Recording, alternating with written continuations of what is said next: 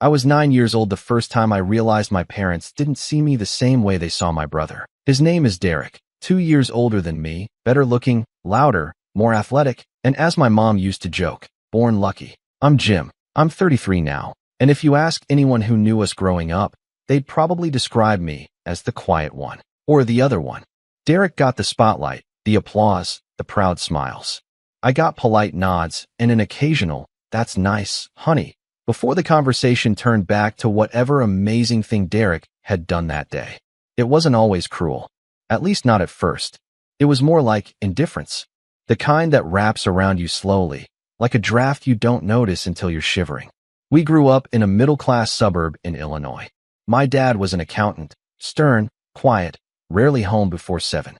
My mom stayed at home, and everything revolved around Derek. If he had a baseball game, dinner waited.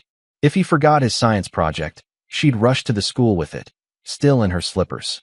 When I got a perfect score on a math test, she glanced at it and said, good job, then went back to watching Derek's highlight reel. I used to tell myself it wasn't favoritism, that maybe Derek just needed more attention. Maybe I didn't ask for enough. Maybe if I tried harder, scored higher, won more trophies, smiled more, they'd see me too. I tried. I really did. I joined the chess club, then mathletes, then the debate team. I placed nationally twice in high school, once in debate, once in a programming competition.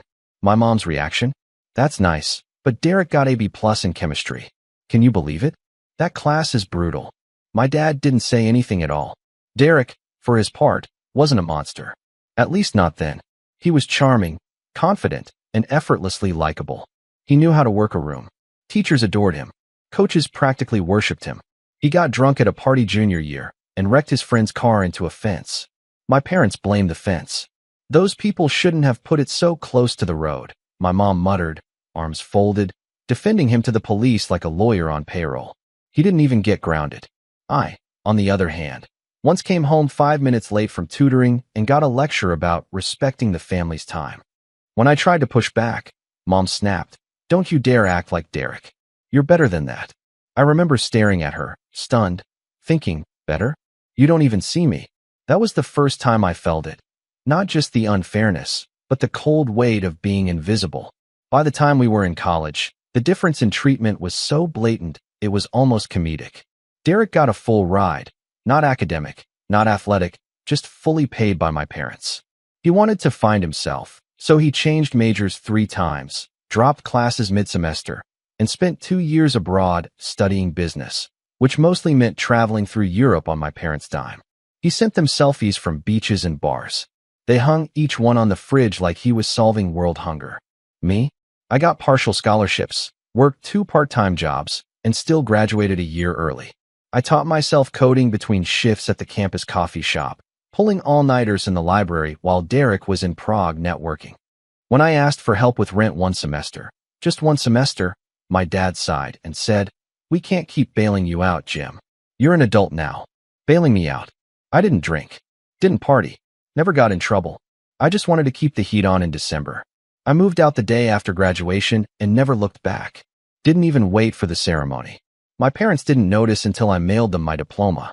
Over the next decade, I threw myself into work. No backup, no safety net. Just me, my laptop, and a whole lot of resentment I tried to bury under 16-hour days. I started a company at 24, nothing flashy at first. Just a small app to help freelancers manage invoices and time tracking. It caught on. Slowly, quietly, then fast. I didn't tell my family. Not when we hit 100K users. Not when we got funding. Not even when we were featured in a Forbes Startups to Watch list. I didn't need their approval anymore, I told myself. But deep down, I think I just didn't want to give them a reason to come back into my life. Not until I knew who I was without them. Fast forward to this past Christmas. I hadn't been home in years. Not since Derek's wedding, which was a whole other story. But this time, my mom called me 3 weeks out and said, "It's been too long. We're doing a family dinner. Everyone's coming. Even your cousin Jackie is flying in from Oregon." I hesitated. Then she added, "Derek's bringing his new girlfriend. She's very classy." Of course he was. I don't know why I said yes. Maybe I wanted to see if things had changed. Maybe I wanted to believe they could. Maybe I was just tired of carrying that invisible weight around and thought one dinner wouldn't kill me. I rented a car, drove 4 hours in the snow, wore a new blazer. I even brought a bottle of nice wine. Real nice, not gas station holiday red. I practiced small talk in my head. Smile. Nod. Don't start anything. The house hadn't changed much. Same green shutters, same worn welcome mat. My mom greeted me at the door with a tight hug and a distant, "Oh, you're thinner than your photos." Derek came bounding down the stairs like a Labrador, arms wide.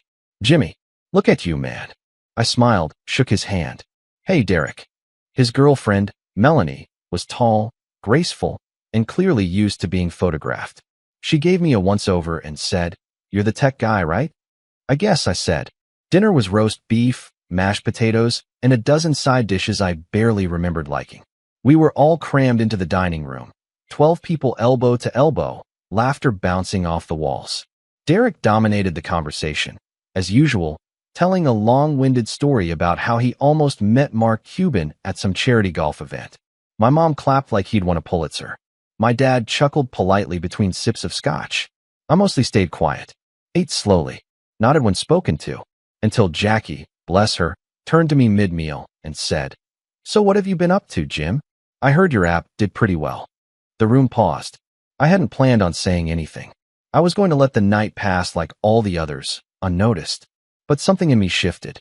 Maybe it was the way my mom was already turning back to Derek, assuming the conversation would veer away again. Maybe I just snapped. I set down my fork, took a sip of wine, and said casually, "I sold the company last month.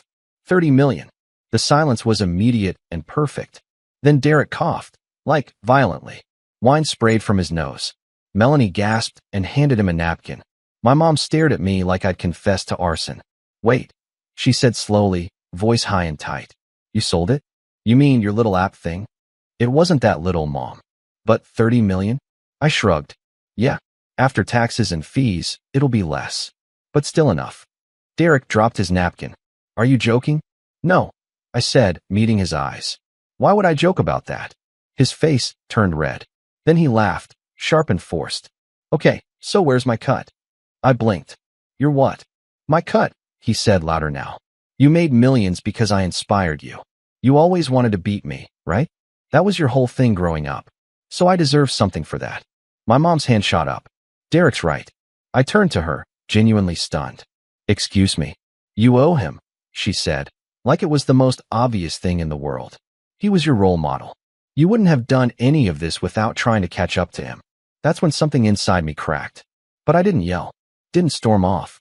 I just sat there, frozen, as a tidal wave of old memories crashed through me. Missed birthdays, ignored report cards, the cold silence after every accomplishment they pretended not to see. And now, after all these years, after building something entirely on my own, they still thought I owed him? Derek leaned forward, both elbows on the table, grinning like he'd just won the lottery. "So what do you think is fair?" "Half. I mean, you wouldn't have gotten anywhere without me." I didn't answer. Not yet. Because in that moment, I knew something they didn't. And I had a plan. A very, very specific plan. But I wasn't going to rush it. Not yet. Not before letting this entire room show me just how far they were willing to go. And oh, they did. I didn't sleep much that night. After dinner, I sat in the old guest room. Same faded wallpaper, same creaky twin bed, even the same scratchy quilt from when I was a kid, and stared at the ceiling for hours. My ears were still ringing with Derek's smug voice asking for his cut, and my mother's voice, so sharp, so sure, declaring, "You owe him everything." The audacity of it wasn't what stung most. It was the ease with which she'd said it. Like it was simply a matter of math. Like my life's work, my sleepless nights, my sacrificed weekends, my anxiety attacks in small apartments, my ramen dinners for months on end, were all some kind of unspoken debt to my golden child of a brother. And the worst part? No one stood up for me. Not Dad. Not Cousin Jackie. Not Uncle Pete. Not even Melanie, who just sipped her wine like this was an awkward joke that needed to blow over. I watched them all. Watched how quickly they fell back into orbit around Derek, just like they always had. And in that moment, I realized something I should have accepted years ago. They didn't just prefer Derek. They needed him to be the success story. They had built their whole identities around it. If I had succeeded quietly, that was fine. Cute even. But now that my success was undeniable, it didn't fit the narrative. And people don't like broken narratives. The next morning, I came down to the kitchen early, thinking maybe I'd sneak out before anyone else woke up. I'd leave a polite note, thank them for the dinner, maybe send a gift basket later. But of course, I wasn't that lucky. Mom was already up, hands deep in biscuit dough, her back stiff like she'd been awake since dawn. Morning, I said cautiously. She didn't look up. There's coffee. I poured myself a cup, stood awkwardly, then finally said, about last night. You embarrassed your brother, she snapped, still not looking at me. You ambushed him. I blinked. By answering a question? Don't play dumb, Jim. You knew what you were doing. Sitting there all smug, waiting to drop your little bombshell. It wasn't a bombshell. Jackie asked what I'd been up to. You could have downplayed it. Or told me privately. You know Derek's been under a lot of stress lately. I stared at her. Mom, do you even hear yourself? He demanded half of what I earned. And you backed him. He deserves something, she said, pressing the dough harder now. He's always looked out for you. I laughed, bitterly. When he borrowed my car in college and got it towed. When he skipped my graduation because of a concert. When he told everyone at Thanksgiving that my app was a glorified calculator. She flinched, just a little. But not enough. You're twisting things, she said. You always see yourself as the victim. I set the mug down harder than I meant to. You never saw me. Not once. And now that I've built something, you think Derek deserves a piece because he inspired me? That's not how life works. She finally turned to look at me. Her eyes were tired. Hard. In this family, we help each other. Derek's going through a rough time. I frowned. What rough time? She hesitated. That's when the door behind me creaked. Derek walked in, shirtless, yawning, clearly hungover. He grabbed the orange juice straight from the fridge and drank it from the carton. Morning, peasants, he said, grinning. Mom laughed like it was charming. I wanted to throw the mug through the window. I heard you too, Derek said, wiping his mouth. You still mad about last night, Jimmy? Come on, it was just a joke. You weren't joking, I said coldly. He smirked. Maybe not entirely. I mean, it'd be nice if you helped out a bit. Things are kinda tight right now. Mom shot him a look. What do you mean, tight? I asked. He stretched, then dropped into a chair. Just, some bad investments. Melanie's got expensive tastes. And my car's on its last leg. I narrowed my eyes. You drive a Lexus. Had to sell it, he said casually. I'm using Melanie's for now. But she wants me to buy her a new one before New Year's. Said it'd be a statement. I stared. Wait, you want me to help you buy your girlfriend a car? He shrugged. It's not about the car, man. It's about family. We've always looked out for each other. I looked at Mom. She was drying her hands, looking anywhere but at me. You told him I'd help, I said slowly. Silence. You told him, I repeated. Before I even got here. I might have mentioned that you'd done well, she said. And Derek assumed. No, you assumed, I snapped. You assumed I'd roll in here and open my wallet like a good little brother. Derek scoffed. Wow, you really think you're better than us now, huh? I clenched my jaw. I think I earned what I have, and I don't owe you a cent. He stood suddenly, the chair scraping against the floor. You wouldn't even be who you are if it weren't for me. You were always trying to catch up, competing. Don't pretend like your whole life wasn't about proving me wrong. I stopped trying to compete with you 10 years ago, I said. You just never noticed. He moved closer, puffing up his chest like we were kids again. You really gonna turn your back on your family? I looked at him, at Mom, at the kitchen that smelled like cinnamon and rage. And I said, depends. Are you still my family? He didn't answer. Neither did she. That night, the real betrayal came. I went to bed early, locked the door behind me. I was done. I had every intention of leaving before dawn and never coming back. But around midnight, I woke up thirsty. I grabbed my phone, slipped out of the room, and went downstairs for some water. As I passed the living room, I heard whispering. I stopped, peered in. Derek was sitting on the couch with Dad. They were talking in hushed tones, but I caught a few words. Doesn't need all of it. Just a small transfer. He'll get over it. I stepped in. Get over what? They both froze. My father, who hadn't said more than a sentence to me since I arrived, stood up slowly. Jim, we were just plotting how to take money from me behind my back. I asked. Derek waved a hand. Don't be dramatic. It was just an idea. I turned to my dad. What kind of idea? He hesitated. We thought, maybe if we had access to a portion of your funds, We could help Derek get back on his feet. Maybe start something of his own. I stared at him, stunned. Access to my funds. Temporarily, he added quickly. You're young. You don't need all of it right away. I actually laughed. It came out hollow. So that's what this is about. I worked for 10 years, made something of myself, and now you're trying to redistribute it like I'm some kind of trust fund baby. You wouldn't be where you are without this family, he said. No, I said, my voice low. I'm where I am in spite of this family. Derek stood again, bristling. Careful, Jimmy. You're making enemies. Am I? I asked. Because from where I'm standing, you were never really on my side. He stormed past me, muttering something under his breath. My father just shook his head like I'd disappointed him somehow. I went back upstairs, packed my bag, but as I zipped it closed, I noticed something that stopped me cold. My laptop was open. I never leave it open. And the browser history? Someone had tried to access my financial accounts. I stared at the screen, then at the door, then back at the screen. And that's when the rage truly set in. Not the hot kind that burns fast and wild, but the cold, meticulous kind that settles deep in your bones. They didn't just want my money. They were already trying to take it. And that was the last mistake they were ever going to make. I left before sunrise. Didn't say goodbye. Didn't leave a note. I slid out the front door with my backpack over one shoulder, my laptop clutched tightly in my hand, and every muscle in my body stiff with betrayal. I didn't even look back at the house. I was afraid if I did, I might hesitate, might forgive. And this time, there would be no forgiveness. The drive home felt like a bad dream. The world still cloaked in early morning fog, the highways nearly empty, my phone buzzing every few minutes with calls from unknown numbers, probably Mom's landline or Derek using someone else's phone. I didn't answer. I couldn't. I wasn't ready to hear what they'd say, or worse, how they'd try to spin it. By the time I got back to my apartment, the adrenaline had worn off and the exhaustion set in. I dropped my bags, collapsed onto the couch, and just sat there, staring at the ceiling fan as it spun in slow, lazy circles above me. They tried to access my financials. They tried to steal from me. That thought looped in my head like a skipping record. It wasn't a misunderstanding. It wasn't a conversation gone wrong. It was a betrayal, deliberate and calculated. I kept replaying the image of my dad, stoic, measured, once the authority in my world, conspiring with Derek like it was normal.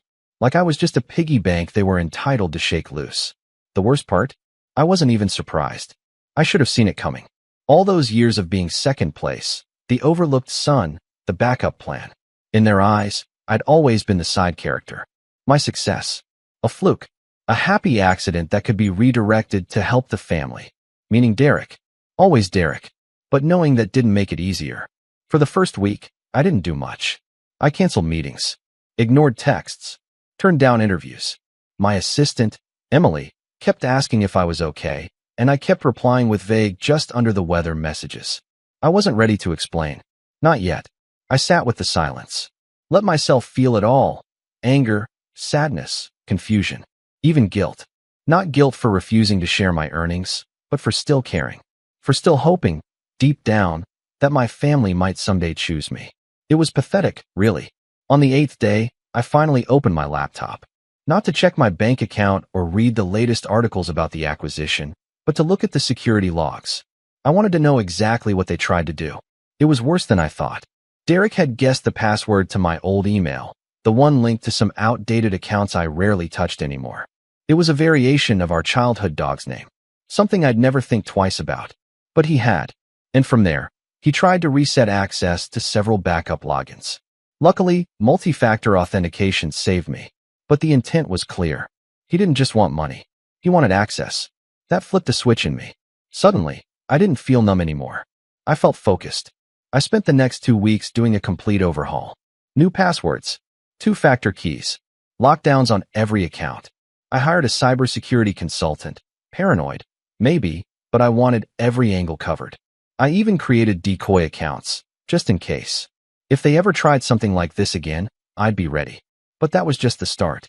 Because underneath the security updates and firewalls, a new idea had begun to form. A quiet, calculated one. Not revenge. Not exactly. But something close. A way to finally reclaim my story. To remind myself, and them, who I really was. It started with a phone call. To Emily. Hey. I said, my voice still a little rough. I'm ready to get back to work. She didn't ask questions, just said, good. Because the world's been waiting. We started slow. A few meetings. A podcast appearance. A short interview for a tech magazine. I didn't talk about the acquisition much. I let the numbers speak for themselves. But I could feel the energy returning. That fire. That drive. And for the first time in weeks, I remembered why I started all this in the first place. Not to prove anyone wrong, but to prove myself right. In February, I launched a mentorship program, quietly, under a different name. Just a small group of developers, designers, and young founders trying to get their first projects off the ground. I didn't advertise it, didn't put my face on it. I just showed up, week after week, helping them debug code, pitch investors, refine their vision. And something strange happened. I felt happy, not the performative kind, not the Instagram smile, look at my life kind, but real, internal joy. Watching these kids light up when something clicked, when an idea worked, when their first user signed up, I saw myself in them. The younger me, the one who stayed up all night, dreaming of something bigger. In March, I got an email from a journalist at a major publication. She wanted to do a feature, not just on my app, but on my story, my personal story. She'd heard whispers about my background, my family, the way I bootstrapped everything without connections. At first, I hesitated, but then I said yes. The piece ran in early April. It was titled, The Forgotten Brother Who Built a Tech Empire. Dramatic? Sure, but accurate. It told the story of a kid who was overlooked, underestimated, and left behind. Who built something in the shadows. Who rose anyway. The response was overwhelming. My inbox flooded with messages, from fellow founders, from kids in similar families, even from former teachers who admitted they hadn't realized what I was capable of. And then came the part one didn't expect. The apology letters. From strangers. From people who said they had been the directs in someone else's life. The golden children. The ones who didn't realize the damage they'd done. Some were heartfelt. Some were performative. But all of them made one thing clear. I wasn't alone. And for the first time, I realized that my story wasn't just mine. It was bigger than that. It was ours. By May, the mentorship program had grown to over 300 people. I was invited to speak at 2 conferences. One of my mints got accepted into a top accelerator. Another landed a seed round from a VC I had introduced him to. I didn't tell my family any of this. Didn't send the article. Didn't call on Mother's Day. But of course, they found out anyway. It was Derek who texted first. Derek, nice article. So you're playing the victim now? I didn't reply. 2 days later, I got an email from my mom. Long winding. Equal parts guilt-tripping and faux concern. We never meant to hurt you, Jim. You're taking everything so personally. Families fight, but we're still your family. Don't you think it's time to move on? Derek's really struggling, and you've made it worse with all this press. People are talking. Yes, people were talking. And for once, they weren't praising Derek. They were asking about me. I didn't respond to the email either. Not because I didn't have words, but because I finally understood something important. Closure doesn't always come from conversation. Sometimes it comes from distance. I kept building. Quietly. Steadily. I took on new projects, invested in small startups, helped local businesses modernize their tech. I volunteered at a community college once a week, teaching basic coding to students who reminded me of my younger self. Hungry, tired, overlooked. I rebuilt my life brick by brick, not out of spite, but out of clarity. And just when I thought the past might finally stay buried, the wedding invitation arrived. White envelope. Gold embossed font.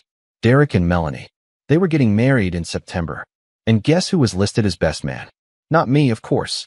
But apparently, I was still cordially invited. With a handwritten note on the back. You've made your point. Now come home and be part of the family again. We miss you. Bring a gift. I stared at that card for a long time. Then I turned it over and started planning. Because I wasn't done yet. They thought I'd gone quiet. They thought I'd forgiven. But I had one more chapter to write. And this time, it would be my story. I stood in my kitchen, invitation in hand, staring at the gold lettering like it was some kind of threat. You've made your point. Now come home and be part of the family again. We miss you. Bring a gift. It was Derek's handwriting. I recognized the way he curled his R's, like he was trying too hard to look elegant. That last sentence was what really did it. Bring a gift. Like nothing had happened. Like they hadn't tried to steal from me, manipulate me, gaslight me, and then freeze me out when I didn't cave. And now, I was being summoned. That wasn't an invitation. That was a power play. A reminder that no matter how far I'd come, they still thought they had control. That Derek's wedding was the stage, and I was just another extra in the production. I slid the card onto the counter and let it sit there for 2 full days. I didn't throw it away. I didn't RSVP. I just watched it, like it was alive. And slowly, an idea began to form. Not revenge in the Hollywood sense. No dramatic confrontation or public humiliation. That would be too easy, too quick. What I wanted was something quieter, something colder. I didn't want to just get back at them. I wanted to rewire the whole dynamic. To take the script they'd written for me, quiet, second best, supporting role, and shred it, line by line. If they wanted me to attend, I would. But not as Jim, the forgotten little brother. I'd show up as the man I'd become, the man they tried to erase. And I'd make sure they saw every inch of him. The first step was information. I reached out to a friend of mine, Zoe. We'd met years ago at a tech conference in Austin, and while I went on to launch my startup, she'd gone a different route. PR, digital branding, crisis management. She was the kind of person who could find out what brand of toothpaste a CEO used if you gave her 30 minutes and a laptop. I called her up. "You planning to burn something down?" she asked after I explained. "Not literally," I said. "Just want to know what I'm walking into." "You could just ignore them." "I could," I admitted. "But I've done that. And it didn't work. I want this to end differently." Zoe didn't press. She never did. "All right," she said. "Give me everything you've got." I told her about the wedding, the email, the attempted password breach, the way my mother had backed Derek like it was second nature. Zoe paused, then said, "I'll dig." It took her 3 days. What she found didn't surprise me, but it did crystallize things. Derek was broke. Not things are tight broke. I mean actual broke. Credit card debt in the 5-figure range. 2 failed LLCs registered in his name. Melanie's old car? Repossessed. His LinkedIn still listed him as freelance business consultant, but Zoe found no trace of actual clients. And the wedding? Fully funded by Melanie's parents, who, according to a few whispers on Facebook, were less than thrilled about it. Especially after Derek's last investment opportunity drained a chunk of their savings. I sat at my desk, reading through Zoe's report, and everything clicked. This wasn't just about family. This wedding was Derek's last performance. And they needed me there. Not because they missed me, or loved me, or wanted to reconnect. They needed me there because the optics mattered. Because my absence would raise questions. And worse, they probably hoped I'd bring a flashy gift. Something they could show off. "Look who came crawling back. Look how generous our golden son's brother is." I closed the report and leaned back in my chair. They wanted a prop. I'd give them something else entirely. Step 2 was presentation. I reached out to a stylist. Yeah, I know how that sounds, but bear with me. I hadn't updated my wardrobe since the acquisition.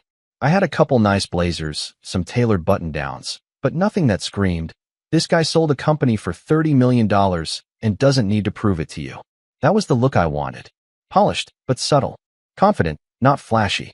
We put together a capsule outfit. Designer suit. Fitted perfectly, soft charcoal gray with a subtle pattern you'd only notice if you were paying attention. Shirt open-collared, no tie. A watch that didn't scream for attention but cost more than Derek's last 2 cars combined. Comfortable shoes, sleek haircut. Simple cologne. Everything curated to say, "I didn't come to impress you. This is just my Tuesday." Next came the date. I wasn't going alone. I debated hiring someone, too obvious. Instead, I reached out to Sabrina, an old friend from college. We'd lost touch for a few years, then reconnected during the mentorship program. She was smart, beautiful, and had a killer sense of humor that could slice through any pretentious gathering. Best of all, she knew exactly what this was. When I told her the plan, she laughed. "So I'm your +1 to your brother's ego circus?" "Basically." "I'm in," she said, "but only if I get to wear something dramatic and mysterious." "Deal." I booked her a flight and put her in touch with the stylist. She picked a deep burgundy dress with an asymmetrical cut that made it look like she'd just stepped off a red carpet. Her hair was done up in loose waves, her lipstick sharp enough to cut glass. We looked good together, like we'd walked out of a magazine. And that was exactly the point. The wedding was scheduled for the first Saturday in September at some pretentious country club 2 hours outside Chicago. The kind of place with fountains for no reason and chandeliers in the bathroom. I booked a sleek black car for the drive. Sabrina and I arrived right on time, fashionably so. As we pulled up, I could already see the crowd clustering outside the venue. Pastels and beige suits and nervous laughter. Melanie's friends, I assumed. The real show was inside. Ready? I asked. Sabrina smirked. Let's ruin some egos. We walked in, side by side, and within seconds, I felt the air shift. People turned. Eyes flicked toward us. Whispers began. I kept my expression neutral. Not smug. Just calm. Like I'd been here 1,000 times before. We checked in at the welcome table. My name was on the list. Barely. Scribbled in, almost as an afterthought. I didn't miss that detail. Inside, the venue was decked out like a Pinterest board exploded. Gold trimmed everything, faux vintage lighting, tablecloths that looked starched to death. A string quartet played near the bar, but no one was really listening. I spotted Mom first. She was near the back, talking to a cluster of distant relatives. Her eyes met mine, and for a moment, she froze. Then the smile snapped into place. "Oh, Jim," she said, walking over. "You made it." She barely looked at Sabrina. "I did," I said, keeping my tone even. She leaned in for a hug, then hesitated. "You look different." I shrugged. "I've been busy." She glanced at my suit, the watch, the car keys I'd tucked into my coat. Then back at Sabrina. "And who is this?" "Sabrina," she said coolly, offering her hand. "Jim's date." My mother's smile twitched. "Well," she said, "the ceremony's starting soon. Derek will be so pleased you came." I didn't respond, because I knew Derek had no idea I was coming. And judging by the look on his face when we entered the main hall, I was right. He was standing at the front, talking to some groomsmen when he saw us. His jaw actually dropped. Sabrina squeezed my hand. "Showtime." We didn't approach him right away. I wanted to let the tension build. Let him stew. Instead, we made a slow lap around the room, greeting some of the older relatives, smiling politely. I caught fragments of gossip. "Is that Jim? He looks different. I thought he moved to Seattle. That girl's stunning. Is she his girlfriend?" Every whisper was a victory.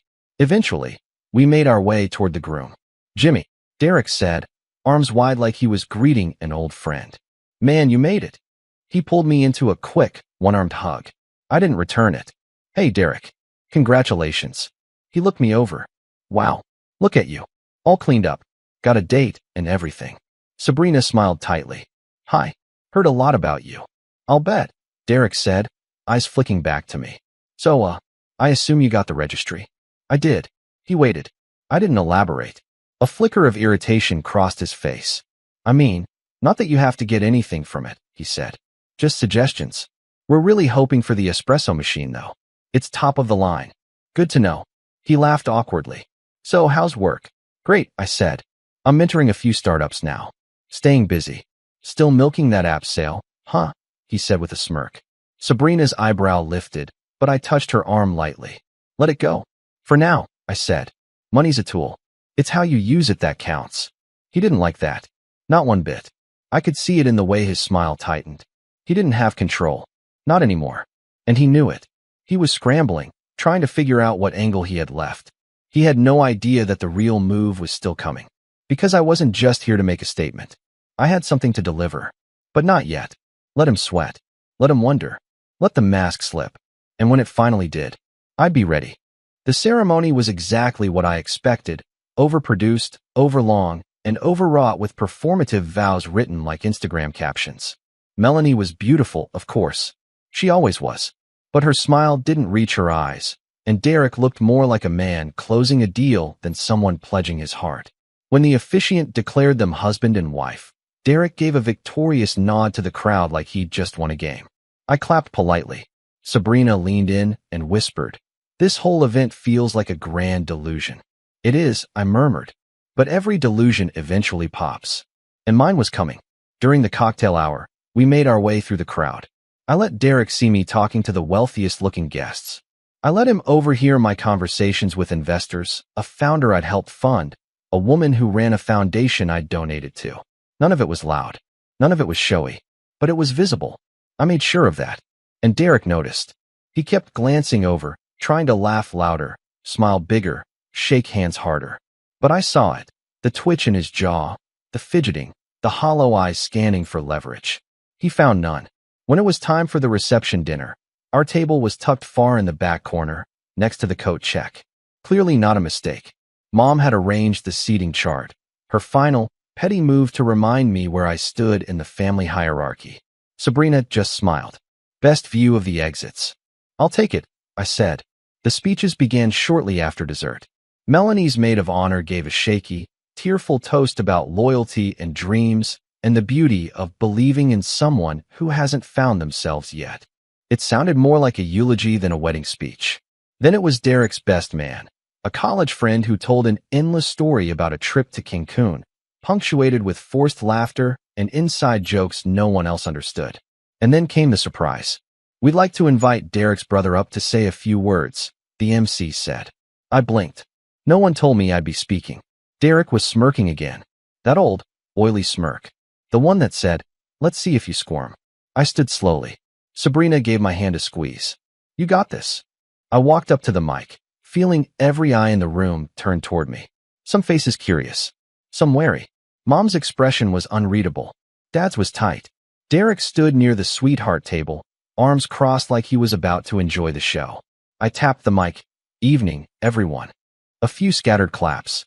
I wasn't expecting to speak tonight, I said, but it's hard to pass up a chance to talk about family. Especially mine. A few polite chuckles. I'm Jim, Derek's brother.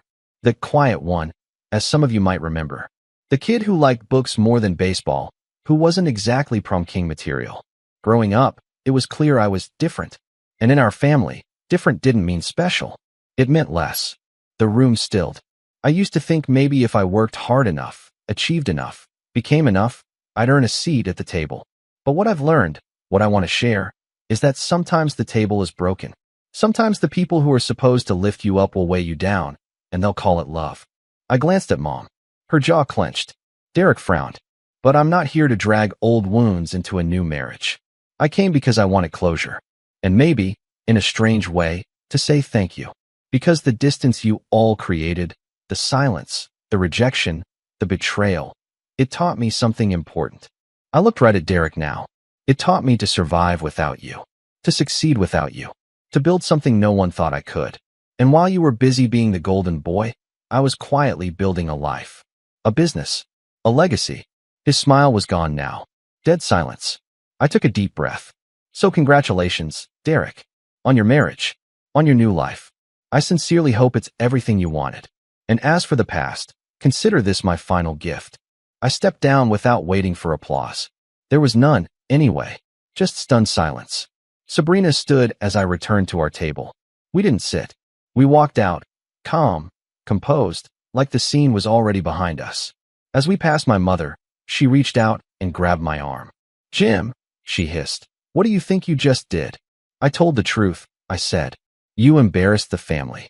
No, I said, turning to her. You embarrassed the family.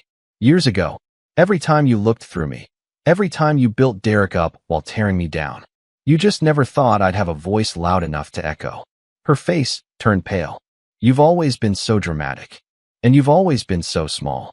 Her hand fell away from my arm like I burned her. We walked out into the night air, cool and crisp against my skin. But the revenge wasn't finished. Because I had one more move to make.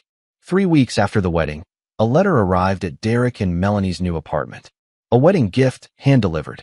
It wasn't from me. It was from my lawyer. Inside the envelope was a formal notification that Derek's most recent business venture, his media startup, had violated trademark boundaries. Turns out, in his desperation, Derek had tried to piggyback off one of the sub-brands I'd quietly registered years ago under a shell corporation. Same name, same logo, even similar marketing language. It was sloppy, obvious, and legally indefensible. The cease and desist was ironclad. But that wasn't the real hit.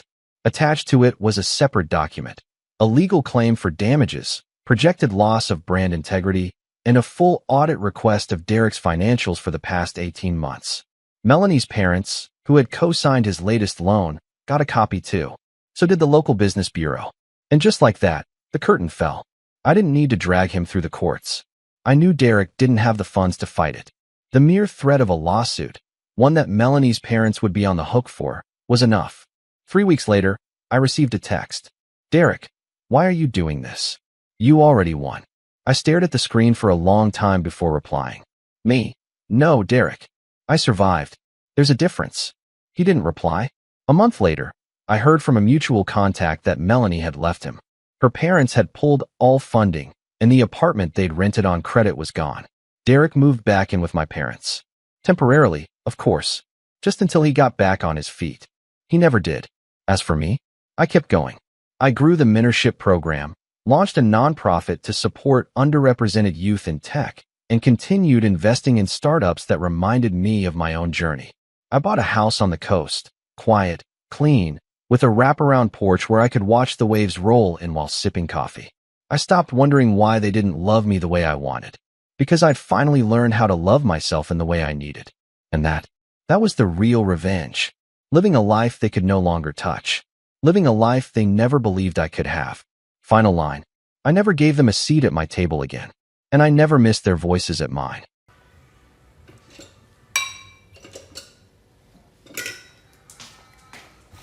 Good synergy.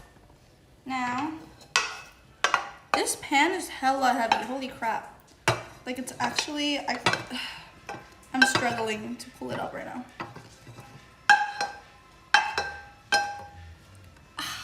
Heavy.